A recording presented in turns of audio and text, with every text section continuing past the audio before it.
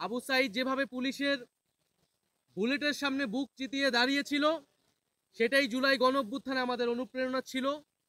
আজকে পহেলা জুলাই, জুলাই গণঅভ্যুত্থানের 1 বছর পূর্তি শুরু হচ্ছে আজ। ঠিক 1 বছর আগে এই পহেলা জুলাই আমরা বৈষম্য বিরোধী ছাত্র আন্দোলনের ব্যানারে আমরা একটি গণতান্ত্রিক আন্দোলন শুরু করেছিলাম, যে আন্দোলনে আবু সাইদ সহ শরিক হয়েছিল হাজারো লক্ষ তরুণ ছাত্র জনতা। কিন্তু আমরা দেখেছি সেই কোটা সংস্কার আন্দোলন থেকে বৈষম্যবিরোধী ছাত্র আন্দোলনের ব্যানারে এই আন্দোলন গণবিস্ফোরণের রূপ নেয়, গণ অভ্যুত্থানের রূপ নেয় এবং স্বৈরাচারী ফ্যাসিবাদী সরকারের পতন ঘটায়। এবং এই পতন ঘটাতে ক্রিয়ানকের ভূমিকা পালন করেছিল আবু সাইদের মৃত্যু।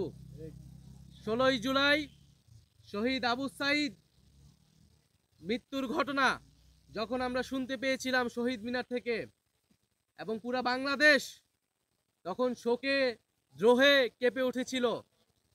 এবং 16ই জুলাইয়ের পর থেকে এই আন্দোলন অন্য দিকে মোড় নেয়। হাজারো লক্ষ ছাত্র তরুণরা রাজপথে নেমে আসে এবং এই সরকারের বিরুদ্ধে দাঁড়ায়, ফ্যাসিবাদের বিরুদ্ধে তাদের যে প্রতিবাদ, যে নতুন বন্দোবস্তের আকাঙ্ক্ষা সেটি ঘোষণা করে।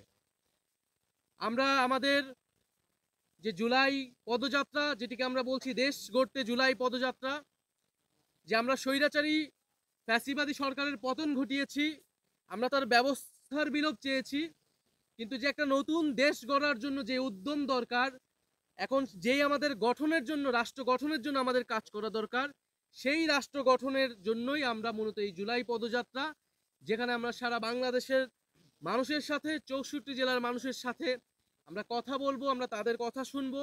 আবু সাইদরা যে কারণে মারা গিয়েছিল সেই স্বপ্ন, সেই আকাঙ্ক্ষা আমরা তাদের কাছে তুলে ধরব।